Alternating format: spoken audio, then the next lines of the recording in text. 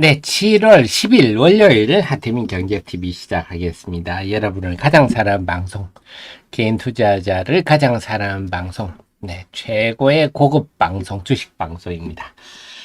자, 오늘 제가 제목을요, 7월 3일과 7월 10일이 중요하다, 이번 주 수요일이 중요하다, 두 가지인데요. 우선 7월 3일부터 보겠습니다. 지금 거시 지표들이 한마디로 말씀드리면 좀 주식시장에 부정적인데 주식시장이 별로 부정적으로 반응하지 않고 있다. 긍정적이다. 이런 얘기인데요. 그동안에 이 국채금리와 미국의 국채금리와 주가는 항상 역방향이었습니다. 보시겠지만 2월부터 연초부터 3월까지 3월 초까지 미국 국채금리가 쭉 올랐어요. 쭉 오르는 기간 동안에 주식시장은 어떻게 됐냐? 네, 나스닥 지수 같은 거 보면 이렇게 2월부터 3월 중순까지 쭉 빠지죠. 금리는 올라가니까 주가는 빠지더라. 이게 이제 일반적입니다. 일반 반응들인데 지금은 금리가 특히 지난달 6월 말부터 쭉 올라가고 있습니다. 그래서 지난 2월 3월 초 고점에 거의 육박하고 있는 상태입니다.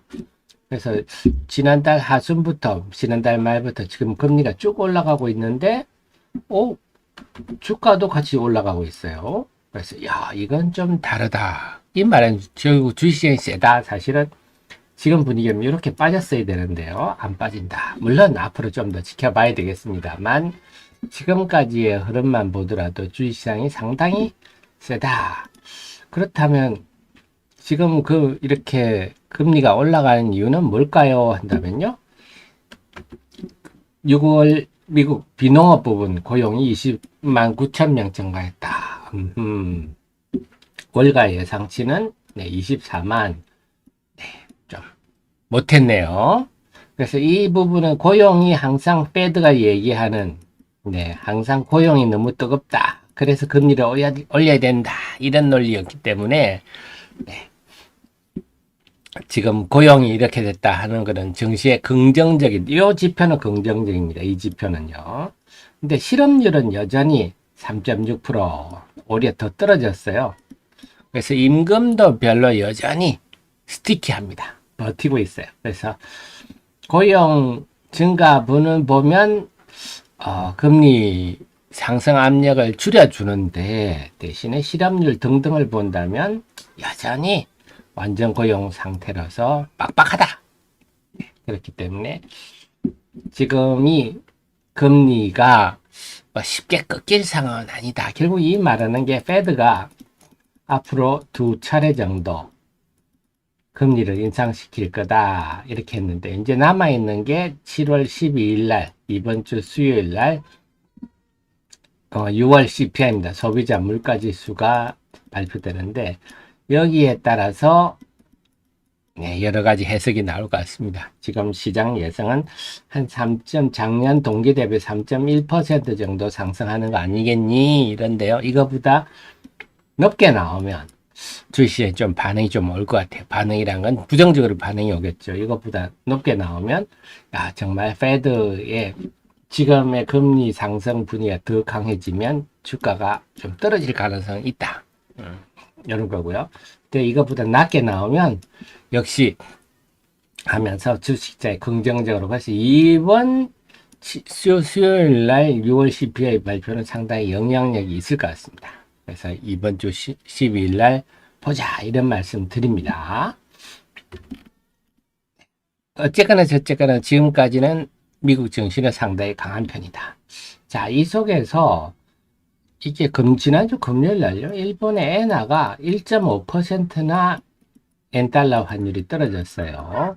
참 다행스럽습니다. 왜냐하면 엔화 환율이 그동안 계속 올라가니까 이게 은근히 또 우리 원화 환율 상승의 압박 요인이 되거든요. 그런데 일단 요게 그 배경은 아직 안 나옵니다. 일본이 중앙은행이 시장에 개입했는지 안 했는지는 모르겠으나 어떤 인위적인 힘이 좀 보입니다만 어쨌거나 지금 엔화 환율이 일단 진정되는 것은 긍정적이다. 그리고 위안화도 0.4%. 그래서 위안화가 우리한테 좀 더 신경 쓰이죠. 위안화가 요즘은 좀 많이 완화가 됐습니다만 우리나라가 중국의 그 수출 의존도가 높을 때는 위안화 환율이 곧 원화 환율이다. 이런 등식이 성립했었거든요. 요즘은 좀 차이가 났습니다. 다행스럽게도. 그런데 위안화도 조금 여기서는 횡보하는 모습을 보여서 어쨌거나 위안화가 지속적으로 올라가면 이것도 원화의 환율 상승 압력으로 작용하니까 지금 좀 다르죠. 우리나라가 다행스럽게 5월 중순부터 확실히 좀 디커플링 되고 있는데 어쨌거나 이렇게 환율이 올라가면 외국인들이 주식을 좀 안 산다. 네, 이 기간 중에 외국인 매도가 좀 많았죠. 그래서 지금 오늘 1300원 깨는 거 하향 돌파 다시 나오지 않겠나 싶은데 외환시장 분위기는 괜찮습니다. 그래서 전체적으로 볼 때 오늘만 두고 본다면 출발 분위기는 괜찮다. 네, 미국 시장도 여전히 견조하고 환율도 우호적이라서 외국인들이 적어도 우리 시장에 얼마나 살지는 몰라도 크게 팔지는 않을 것 같다.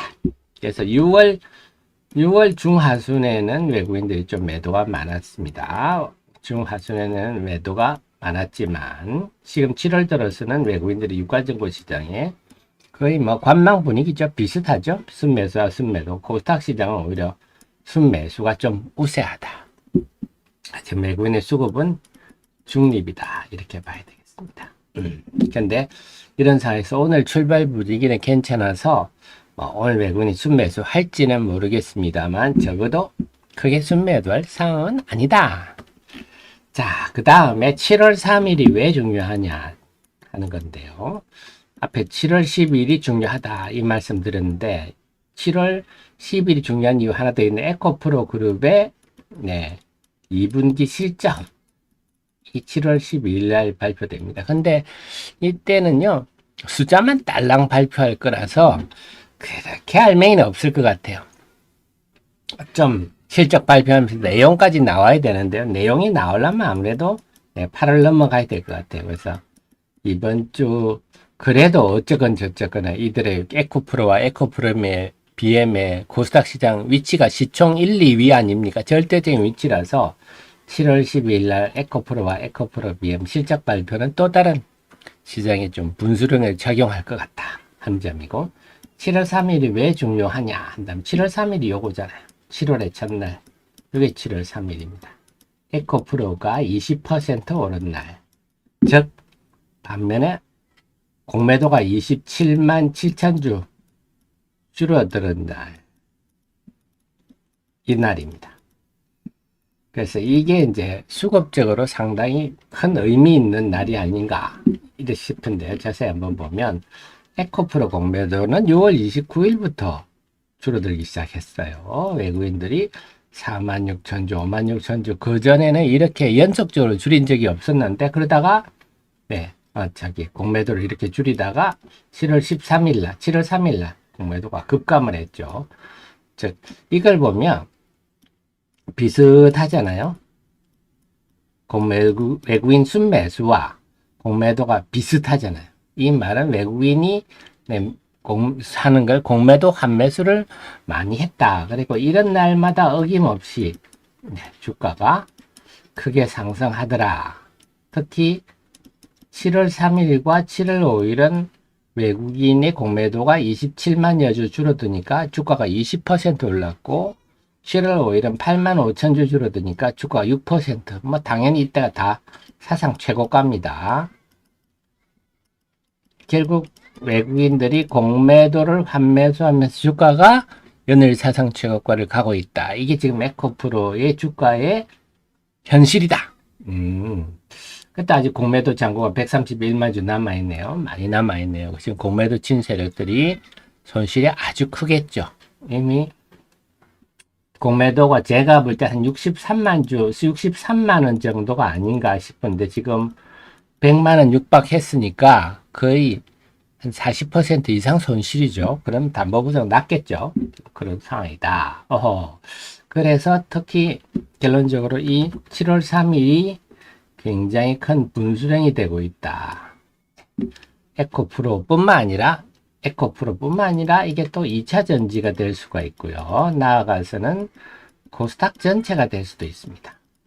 또 크게 보면 공매도 전체도 의미 있는 날이 될 수가 있다. 그런데 아직은 여타 종목에 대해서는 공매도의 환매수가 뚜렷하진 않다 하는 겁니다. 그렇다면 이제 중요한 게 이제 에코프로 BM도 공매도 잔고가 1조가 넘는데요. 근데 분명한 거는 에코프로 등 제가 공매도 상위 종목들 말씀드렸잖아요. 에코프로 BM이라든지 엔캠이라든지 아니면 뭐 성일 하이테크, 그다음에 참보, 뭐 나노신소재, 대주전자대로 이런 종목들이 지금 공매도 상위 종목에 포진되어 있는데, 이런 종목들에 대해서 7월 들어서는요 공매도가 소폭 감소하는 조짐입니다. 뭐 그렇겠죠. 공매도를 친 주 세력들이 누군가가 지금 환매수를 하니까 나도 쫄겠죠. 야, 쟤 또 환매수 하는데 나도 불안하게 이들 주가를 보고 있는데, 어쨌거나 아직은 이들에 대해서 본격적인 환매수 현상은 보이지 않지만 소폭씩 서서히 감소하는 조짐은 나타나고 있다. 지금 공매도 세력이 바짝 쫄아 있다. 여차하면 환매수할 자세는 돼 있다. 이런 상황입니다. 그래서 이걸 계속 한번 이번 주에도 봐야 되겠습니다. 그리고 이게 말하는 게 2차 전지의 대표 주제 아닙니까? 결국 2차 전지가 불이 붙는지, 그동안에 이 공매도 세력들이 2차 전지에 많이 붙어서 2차 전지가 잘 안 됐거든요. 여러분도 생각해 보시면 내가 지금 공매도를 쳐놨는데 2차 전지 예를 들어서 에코프로 BM을 공매도를 쳐놨는데 뭐 엔캠 사겠습니까? 성일 하이텍 사겠습니까? 안 사죠. 내가 지금 공매도를 쳐놨는데. 네, 그래서 그동안의 공매도 때문에 2차 전지가 상당히 힘들었는데 이 구도가 깨질지 봐야 되겠습니다. 자, 그 다음에 실적 장세에 진입했는데 좀 의외였어요. 금요일날 삼성전자가 2.4% 빠지는 거는, 금일 삼성전자 영업이익이 6천억이었거든요. 그럼 시장 예상치보다는 높았어요. 그 때문에 삼성전자 영업이익 6천억 분명히 뭐 형편없는 성적표지만 이 정도 나올 거 다 알았는데 오히려 시장 예상치보다 높았는데 외국인과 기관은 317만 주나 팔았네요. 특히 기관 날 연속 팔고 있는데 좀 의외의 반응이었습니다. 저는 오히려 그냥 실적 나오면 부정적 실적 나왔구나 해서 오히려 플러스가 날 줄 알았는데 2.4% 하락은 저도 조금 놀랐습니다. 의외의 반응이다. 그래서 이건 우리가 좀 신경 써야 되겠어요. 시장의 반응이 이렇게 나오니까. 결국 삼성전자 금요일 음봉이 아팠잖아요. 오늘 얼마나 회복할지는 모르겠으나 지금의 금요일 날 음봉은 좀 아팠다. 그리고 실적 부진할 줄 알았는데 예상한 것보다는 덜 부진하게 나왔는데 주가가 크게 빠졌다. 이것도 우리가 시사하는 바가 있습니다. 그래서 우리가 사실 2분기는 이미 지난 얘기잖아요. 2분기라는 게 4월부터 6월 아닙니까? 다 지난 얘기라서 지금 주가 반응하는 게 주식시장의 성격에는 맞지 않죠. 주식시장은 미래를 현재화하는 게 주식시장인데 이미 과거인데, 하지만 하루 이틀은 과거 주가가 이렇게 영향을 미친다 하는 점도 염두에 둬야 되겠습니다. 그렇군요. 그래서 금요일날 실적 발표에 삼성전자 발표했고요. LG전자가 실적을 발표했죠. LG전자는 시장 예상치보다는 조금 못한 수준이었습니다. 금요일날 LG전자도 빠졌네요. 그 다음이 LG에너지솔루션 또 실적을 발표했는데, LG에너지솔루션도 시장 예상치보다는 조금 못한 수준이었어요. 그래서 금요일날 다들 좀 빠졌네요. 그래서 이제 어닝 시즌이 이제 본격 시즌이 시작됐기 때문에 이게 이제 시사하는 바가, 그러면 앞으로 소부장들이나 소부장의 대부분의 종목이나 IT 대부분의 종목은 2분기 실적이 참담하게 나올 겁니다. 아주 안 좋게 나올 건데, 그동안에 이랬거든요. 2분기를 저점을 해 4반기부터 회복될 거야. 2분기 실적 될 거 아니야. 했는데, 지금 삼성전자가 저게 하루에 반응하는 거 보니까, 별거 아니야로 가기에는 하루의 하락이 참 아프다.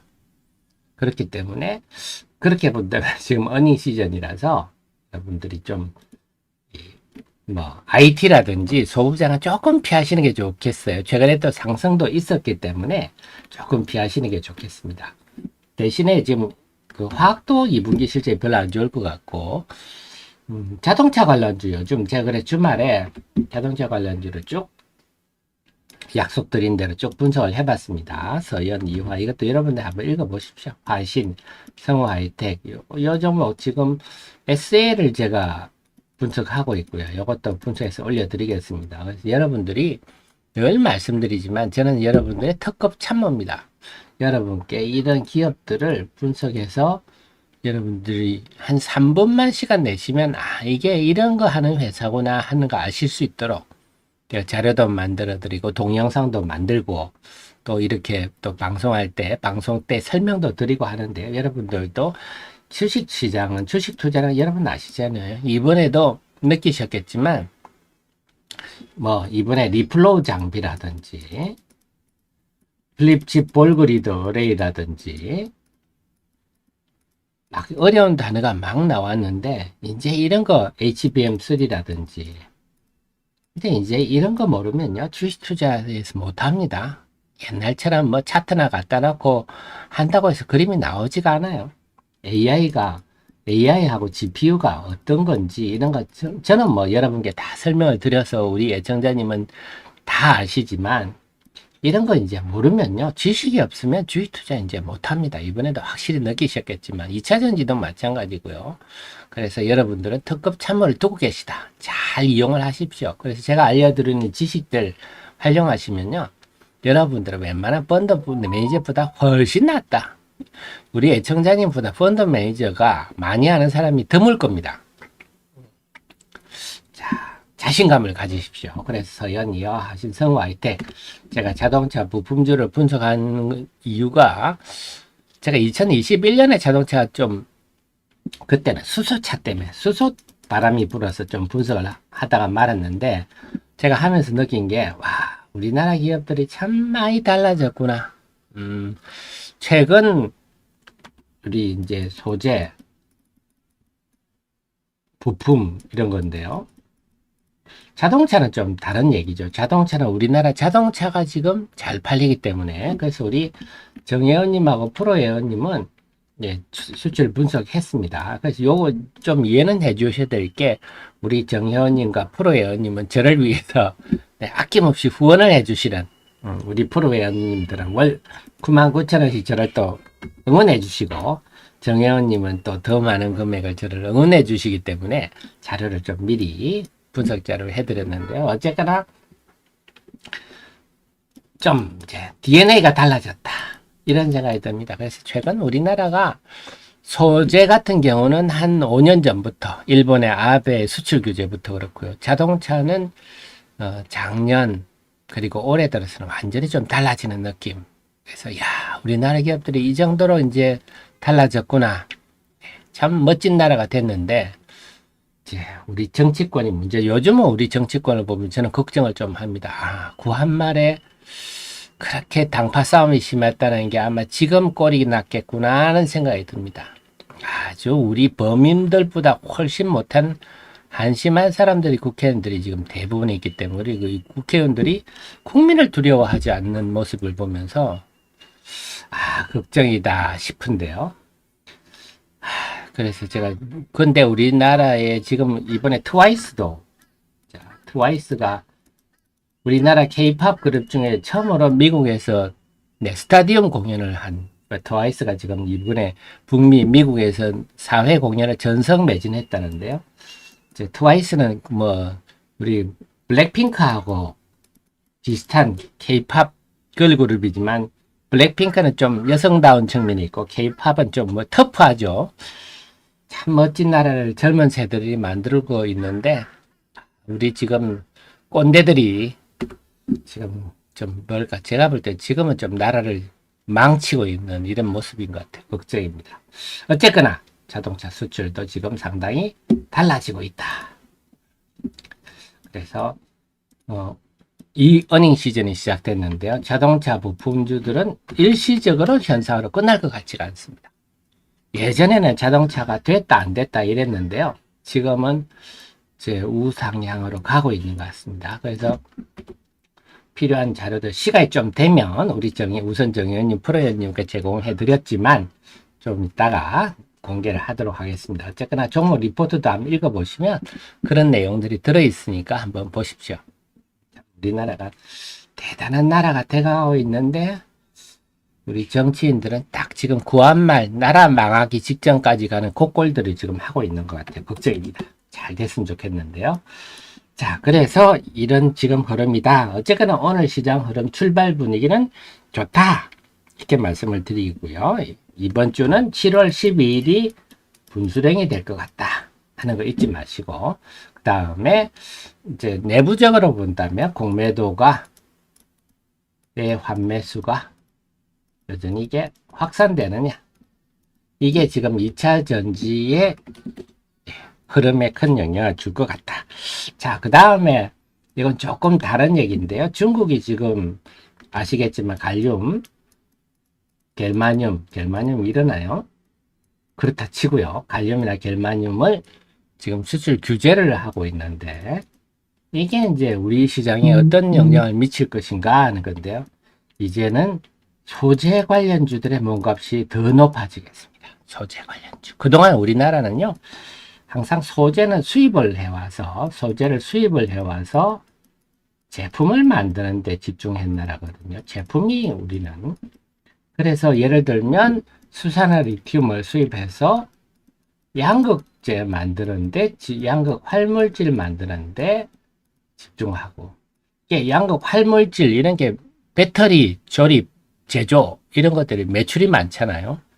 근데 그래서 우리나라 항상 소재 쪽이 좀 부족한 이런 나라인데요. 그래서 지금은 반도체 소재는, 반도체는 일본에서 많이 들어왔죠. 일본에서 들어오고, 지금 2차 전지 소재는 중국에서 지금 들어오고 있는데, 중국도 그렇고 일본에서도 수출 규제를 우리가 한번 경험했기 때문에 이제는 소재를 이제 수입한다고 그거 믿고 있으면 안 되겠구나, 내재화를 해야 되겠구나, 이걸 기업들이 느끼고 있습니다. 그래서 이제는 소재 관련주들이 몸값이 높아지겠구나, 이게 트렌드로 갈 수 있겠구나.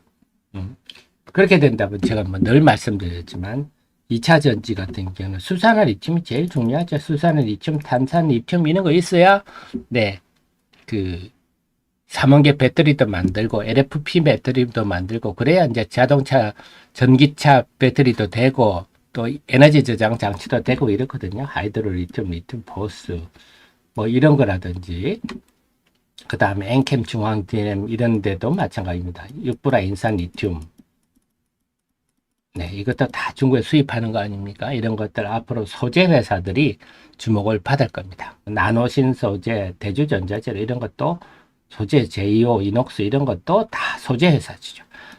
나노신 소재는 이제 분산재 회사라 그랬죠. 대주전자재는 실리콘 복합 산화물, 그래서 코팅한다, 실리콘은 코팅한다 그랬고요. 제이오 같은 경우는 카본 나노 튜브 만드는 회사죠.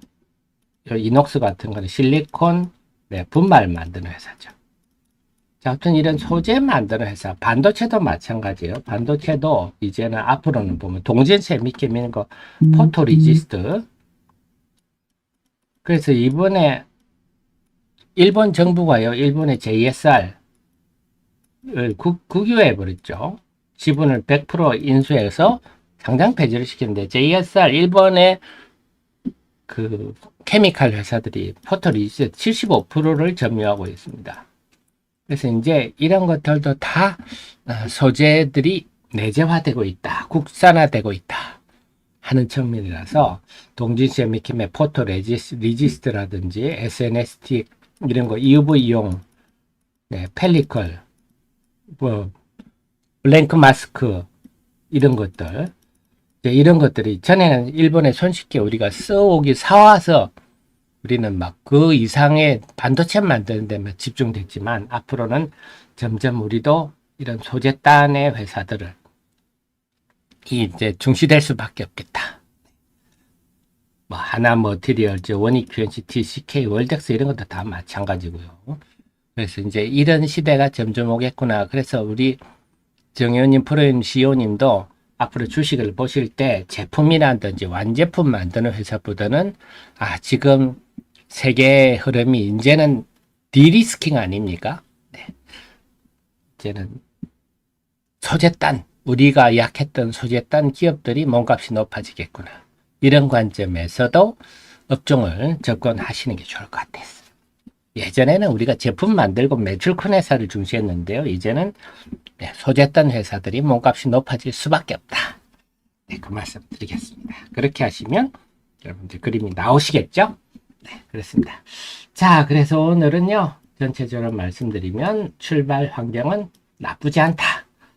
그 속에서 과연 오늘 외국인들이 어떻게 움직일 것인지, 그리고 2차 전지 같은 경우는 그 에코프로 중심으로 해서 공매도 동향이 좀 어떻게 될 것인지, 그 다음에 어닝 시즌과 관련해서 이제 실적주들이, 그래서 장중에도 이제 실적 관련한 정보들이 많이 나올 건데요. 자동차 관련주들은 일시적인 현상이 아닐 수 있기 때문에 우리 하 대표랑 같이 계속 공부하면서 자동차 관련주들 계속 이제 한번 살펴보겠습니다. 그동안 제가 말씀을 좀 안 드렸던 업종인데요. 그렇게 이제 정리되셨죠? 네. 자, 그러면 20초 후에 개장 방송, 일부 방송 시작하겠습니다.